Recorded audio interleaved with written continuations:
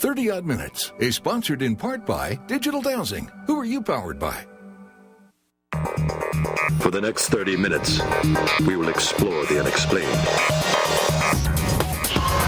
From mysteries beyond our galaxy to ghostly phenomena in our own backyard. We will dive into our psychic abilities and explore everything from conspiracies to the just plain weird. Welcome to 30 Odd Minutes. If the truth is out there, we will find it. But only by sheer accident. Oh man. Yeah. Oh. Felt that one. Yeah. It was another fine landing. Engine room, are you there? Matt, can you hear me? Yeah, I hear you. Are we okay? Did we land? We landed on a kiwi. You mean the fruit or a person? Both, actually. It's a large ship.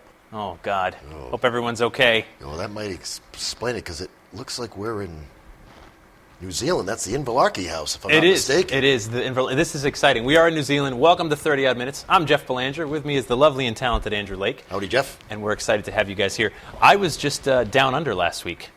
And do you know where I went? I'm hoping Australia. Australia, right. I went to Australia to go to jail. Irony? Maitland Jail. Take a look at this. There's the prison we got to investigate. It was the Australian Paracon Australia, it was technically called. And a great event, met a lot of great people, including tonight's guest, which we'll get to in a minute. Okay, all right. But I got to hear from a lot of interesting perspectives from that part of the world.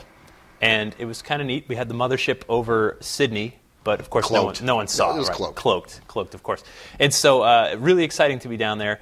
And I met some Kiwis, people from New Zealand, and that's going to be tonight's show, of course. We're going to talk about haunts from New Zealand. Dead Kiwis. Well, yes, dead Kiwis, but we're going to hear from a live Kiwi. Okay, so fine. Very exciting. No Ouija boards. Being New Zealand is the topic, we asked Dr. Dreck to do a little investigating, and this is what he came up with.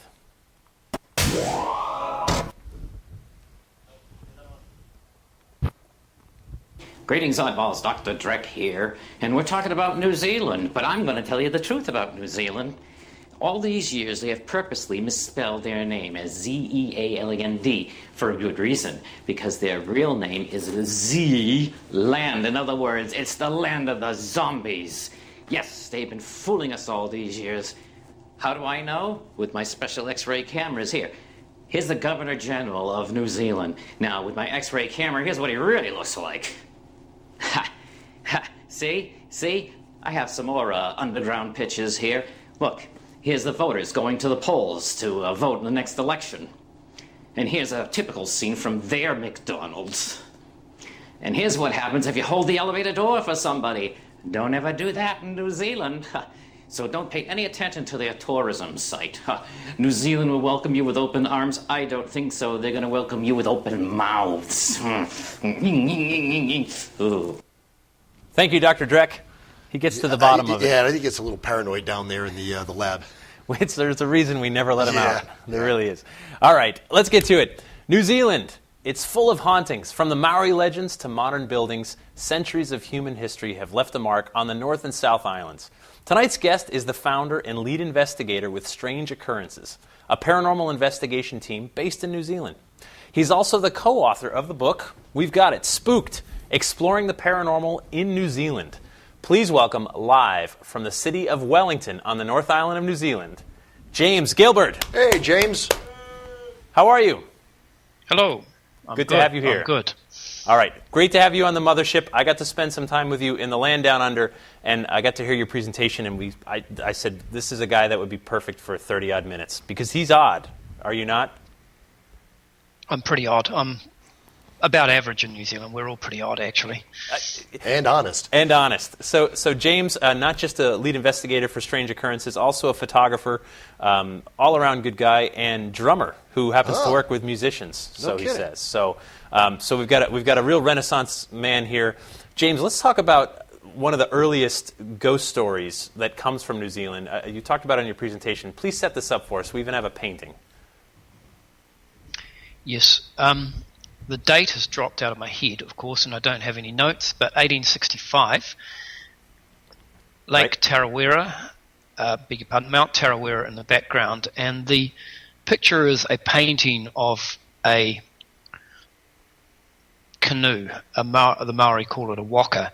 And this waka was seen on the lake by two parties of tourists who were also in waka being paddled by Maori crew. So it was seen 10 or 11 days before a major catastrophic eruption. And it was witnessed by at least 24 people. The local Maori, after this was seen, were very concerned. They knew it was an omen and something terrible was going to happen, and surely enough, less than a fortnight later, Mount Tarawera erupted. It destroyed the famous pink and white terraces, which were a tourist attraction that people would come all over the world to see, and it wiped out the local village, and over 120 people were killed in the eruption, mainly local Maori. And that is not only one of the earliest ghost stories, it is also one of the most witnessed events. A waka or a canoe with a chief at the stern, paddled by 24 Maori warriors heading towards the mountain on the lake. A very well witnessed paranormal event. So we've got over a century of ghost traditions in New Zealand. I'm curious, compared to the rest of the world, even compared to Australia, how does New Zealand take its ghost stories? So, for example, England seems to be very matter-of-fact about them. Certain parts of America are matter-of-fact. Other parts are very superstitious. Believe closed-mouthed about it. Yeah, it's God or the devil. How do people perceive these things in New Zealand? New Zealand is a more secular country than the US, so although we have a lot of church-going people here, the country has a higher proportion. It's more proportionately secular than, say, the US. There's also, of course, many people came from Scotland, England. There's quite a lot of imported European superstition, if you like, particularly those of Scottish ancestry, and I'm half Scottish myself. Right. The other thing is, because the New Zealand Maori people are very accepting of the spiritual aspect of life, I think that influence has rubbed off on the entire population, and New Zealanders by and large are, I think, fairly accepting of the spiritual side of life, and a recent survey suggested that about 40% of people have felt some spiritual influence in their lives, be it a religious-based one, or more likely some other form of spirituality, or have perhaps had some kind of paranormal event happen to them. So, I would say on the whole the population is reasonably accepting. There is, of course, a strong skeptical component. Sure. I'm personally a member of New Zealand Skeptics, but I'm probably at the open-minded end of that way of thinking. I love the quote on the top of the front cover of your book. Only the closed mind is certain. Right? That's so true. And so I want to play a quick video clip that you sent us. It's of your team doing an investigation. Let's show the clip, and then we're going to talk about how your team formed, and let's jump into some of these haunts. Take a look.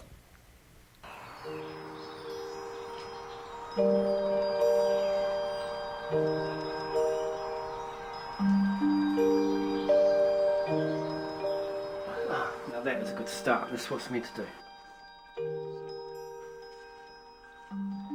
We'll deploy these things around the place, and it's promising. You might expect.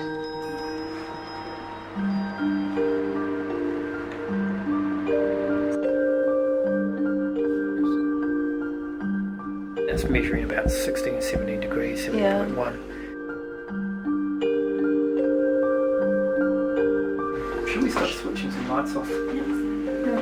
I might kill this light. Very bad.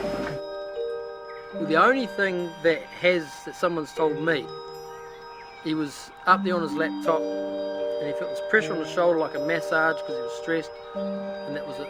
That was enough for him. He won't go back in there now. We heard an interesting sound just before, and if you're over there by the door and watching us, do come in. If there's anything you'd like to tell us, we're all ears. We're listening. We'd like to hear from you.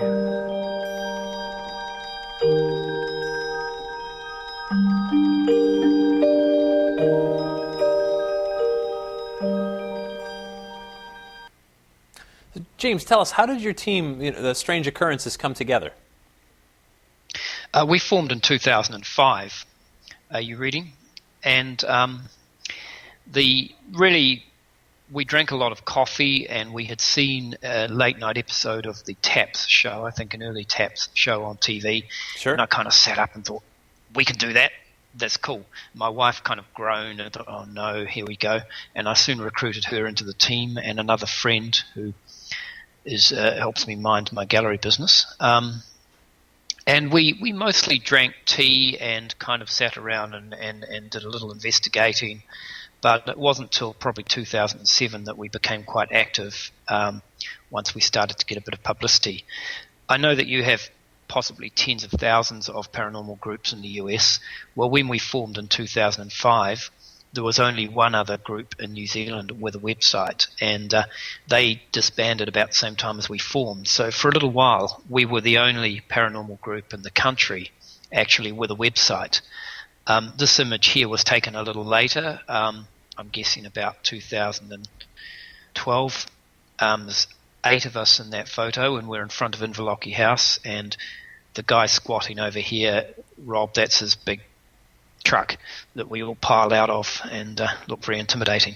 But we've since got 2 more people in the group, a medical doctor and the woman who you saw in the video with the headlight on her head. She's a psychology graduate and is studying psychology now and moving into clinical practice. Right.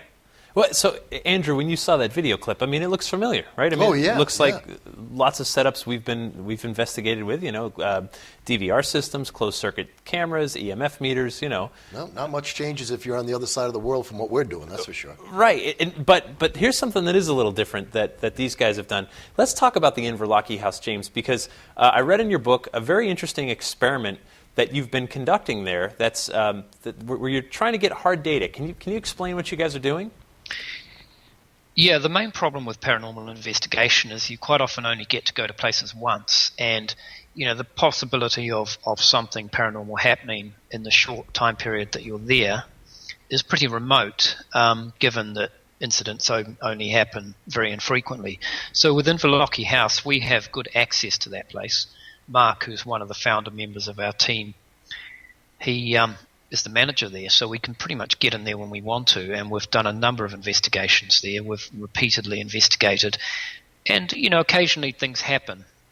We like to go in there with different people who haven't been there before and don't know anything about the place, and we just try and gauge their reactions. So the experiment we performed, we identified 3 rooms in the building that had reports of paranormal activity or that we had picked up stuff on, and we chose 3 other rooms that we thought were neutral, in other words, no reports of activity. And we took people individually through those 6 rooms and spent, say, 5 minutes in each sitting quietly and got the people to record their reactions in note form and on a numerical scale. And we were very careful taking people through the rooms not to lead them or give them any information. We also interviewed them about whether they knew anything about the house beforehand, and whether we tried to find out their attitude to the paranormal as to whether they were skeptics, believers, or agnostic. And we recorded all that data. Now, we took about 26 people through in the end, and a couple of the people we had to discount from the data. So we only could work with a small sample, but it was kind of a trial experiment. The sample wasn't large enough, and there were definitely flaws in the experimental procedure, but we thought at least it was a start and something that we can build on in future. So we published the results in the Spooked book. I should say, without spoiling the book, the results were inconclusive. We didn't find any kind of notable slew towards people noticing things in the rooms that we thought had paranormal activity. It was pretty even, but it was the idea of constructing the experiment and trying to conduct a study using some degree of scientific method, which is something that really doesn't happen that often in paranormal investigation, despite what people claim. You're so right, because I mean, I think people think they're using EMF meters and tools like that they're being scientific, but they're not using them scientifically. No. I mean, the fact that they go off tells you there's a EM field. That's right. It could be caused by a wire in the wall. It could be caused by the earth. It could be caused by so many factors. Yeah, exactly. Right. They don't take the factors in. But it was interesting, and in the book, there's a lot more detail, of course, but talking about, a scale. How do you feel in this room? One side is fine, the other side is very uncomfortable, and just see it as you go through. And that's really interesting, because I think psychology is really more the model if we're going to talk about this stuff. We can't put a ghost in a jar. If we could, this would be over. Yeah. We would have already been on CNN and BBC and all those other news channels by now, but the fact that this human experience that's happening to so many people, that's something we can try to categorize, and so I really appreciate what James and his group had done. And so have you had personal experiences inside this house, James? Oh yes, some of us in the group have. Even my co-author Joe, who claims to be about as psychically sensitive as a brick, actually saw something move across the print studio room. Right. And yes, we've had interesting in that room there one evening, and that's described in the book as well. Helen, Joe's friend who joined the group, they joined a group together. Helen had a very strong experience in the upper corridor. I might add that now that we've put out so much information about Inverlochy House, and I'm doing it again, we've kind of ruined the prospect of further experimentation at that venue, because everybody knows about it now. So we've contaminated our own potential future results. But yes, we have had a number of experiences in the place. There are very strange EMF spikes that we cannot identify as coming from man-made electrical sources. And we have had a couple of pretty good, when we do EVP, electronic voice phenomenon sessions, we often use EMF meters alongside, and we've had the meter needle spikes appear to answer questions. Of course, you can't really definitely say there's a correlation, but we've had some fairly interesting results that keep us wanting to investigate the place. So we go back there every so often, take a few new people through, and just continually record results in there. Excellent. Great stuff. James, stay with us a minute. We're going to take a break for the news, and when we come back, we're going to talk about some more of some famous and infamous New Zealand haunts. We'll be back right after the news.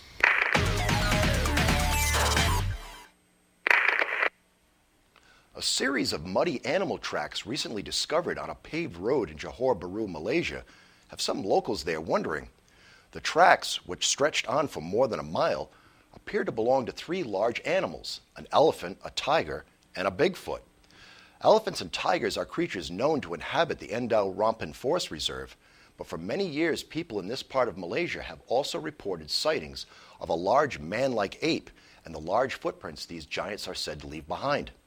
One big difference with the Johor Bigfoot is that their footprints show only 4 toes, unlike the North American Sasquatch, which has 5 toes. These odd tracks were found on May 10, 2014 by a retired couple and their friends who were visiting the forest reserve. The group said that they followed and photographed the muddy prints for more than a mile along the road and are certain that one of the 3 sets was left by a bipedal giant. Some local wildlife experts have looked at the tracks in question and concluded that they were made by an elephant that was dragging one of its back feet as it stepped on the track made by its own front foot. However, some folks have pointed out that an elephant does not leave marks as pronounced as the 4 toes found on these strange tracks. An elephant, a tiger, and a Bigfoot were walking down the road? Sounds like the setup of an old joke to me. I'm Andrew Lake, and oddly enough, that's the news. What do you think? Legit? Don't know, but it was an interesting enough story, and just the image of those 3 walking down the road together, having a conversation would have been great. Yeah. Okay. Do we have Bigfoot legends in New Zealand, James? Yep, we're breaking up. Is that what you say in one of these spaceships? Yeah, that's from the $6 million man. Can you hear me? We hear you just fine. We hear you fine. Yeah, sorry about that if you're getting a little connection from our side. Do you have Bigfoot legends in New Zealand? Yes, we do. My colleague, friend from Auckland, Mark Warbank from Haunted Auckland, talked about some of those at the Paracon, actually. Right. And there was a Bigfoot. It was thought to be an escaped gorilla from a ship that landed in Victorian times. People might have had it as a pet and let it go in the Coromandel region of North Island, and that's one explanation anyway. But a large gorilla-like creature has been seen in the trees, and there are also Maori legends around large man-like creatures called Morehu. I'm not sure how you pronounce that, actually. Right. No, understood. Yeah, and it's amazing. This creature's everywhere. This creature's got a name for it in every island, every country, just about everywhere. So it's really incredible. All right, let's get back to the ghosts though of New Zealand. We're talking about James Gilbert's book Spooked, Exploring the Paranormal in New Zealand. Your co-author, of course, Joe Davey. Take us to the Waitomo Caves Hotel, because this is a place I think that's world-renowned. Of course, the Waitomo Caves, the glowworms, the famous glowworms that I think everyone knows about. It's haunted, James? Oh, yeah. This place, what you can see on the right-hand side of the building was built in 1904, and from the entranceway to the left was added in about 1930. This was a very popular location for people to visit, and it's quite a long way from anywhere, so people would stay overnight, visit the famous glowworm caves, and that hotel was quite a social centre. Before it was built, at the time when local Maori were battling with the Queen's soldiers, if you like, there was a young Maori princess who was actually in love with one of the soldiers who was camped down in the valley below the hotel, and she was going to visit him, and she was going down through the bush, and the sentry at the camp couldn't identify her, so he shot her dead. Later, when the hotel was built, there was a man who was staying, I think, in room 16, and he came running down to the bar in the hotel on the ground floor and said he had seen this young Maori woman pass through his room. Now, that room was up on the top level of the hotel, so how she got up there we don't know, because the hotel wasn't there when she originally passed through. But he saw her, he came down, he was quite shaken. Later that night he went back to his room and he committed suicide by cutting his wrists, and he bled to death in the bathtub. Wow. So yes, I've spent time in that room and some of the other rooms in the hotel. We've investigated it twice, and myself and others have spent 3 nights there. And yes, we did experience and record some strange sounds on the EVP. Sound of water dripping on the bed, which was something that was reported to reception by various guests in that room, although there is no water, there's no leaks, but you hear these like drips of water on the bed, water or blood, maybe blood. So we recorded that sound, and we got some pretty interesting EVP down there as well. Patrick Brown, one of our team members, recorded a very demonic kind of EVP session in one of the rooms where the maids used to live, but it was called Cat Alley. I guess it was, the local kind of knocking shop for the hotel. I don't know. Mm-hmm. It's a good place to visit, and although at the moment officially they're not really allowing any organised paranormal investigation, I would say that if you're travelling to New Zealand, you should stay in that hotel. And if you can visit the caves during the day, and if you ask them for a haunted room, there are several choices. Room 12B, which is, they don't have a room 13 because it's bad luck.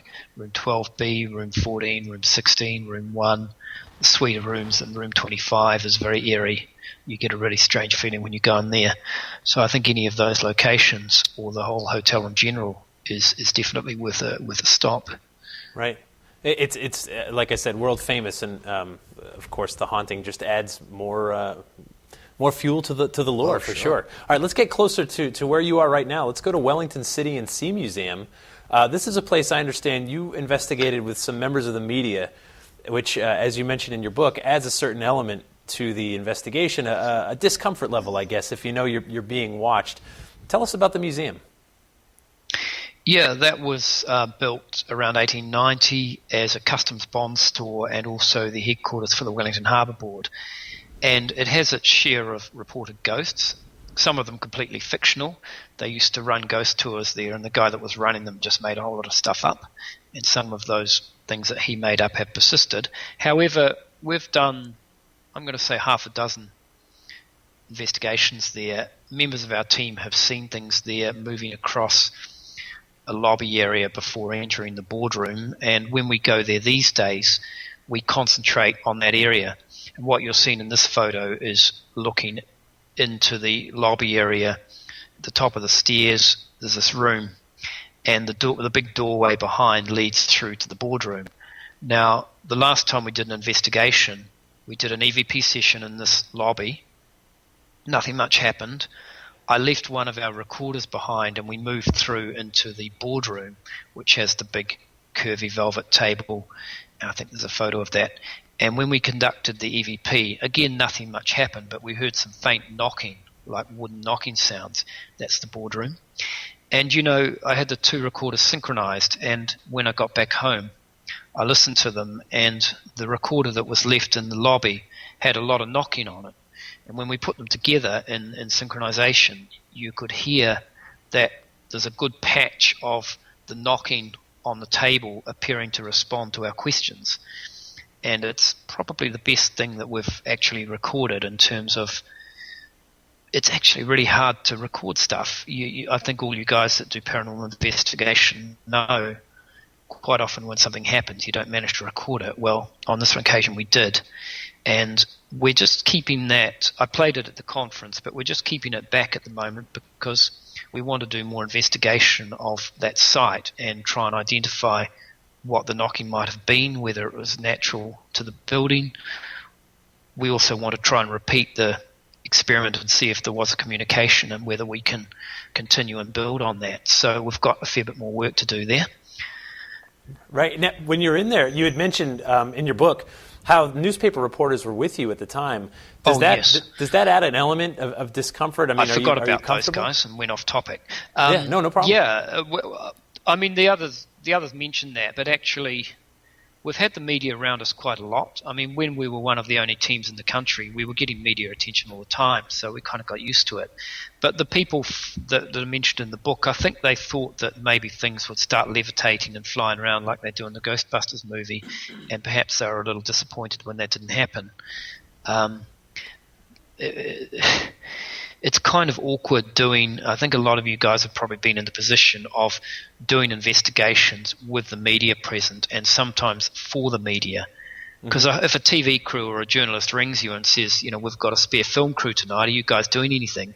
Well, yeah, we're doing something. Well, come and meet us at such and such a place, Inverlochy or City and Sea Museum or wherever else we can get and do something that night. So quite often we have found ourselves kind of performing for the media, and we try and not make a circus of that, and a lot of the time nothing happens, and we try and be sensible, and we've never really claimed anything.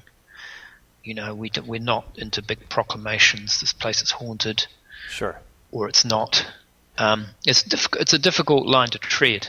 Of course. Yeah, no, I think for me, the definition of haunted is simply a reputation. It means it has a reputation. People have made claims over the years.